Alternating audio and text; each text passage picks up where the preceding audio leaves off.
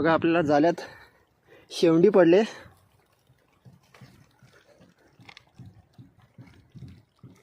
जिवंत. आणि बघा एकदम जिवंत आहे.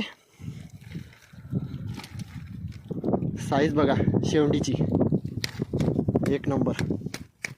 आणि मित्रांनो बघा शेवंडी काढताना एकदम व्यवस्थित काढायला लागते, कारण की हे बघू शकता काटे, हे जे काटे दिसतात तिच्या शेपटीला, तिने जर शेपटी मारली तर आपला हात फाटू शकते.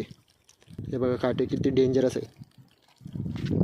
आणि साईज बघा एक नंबर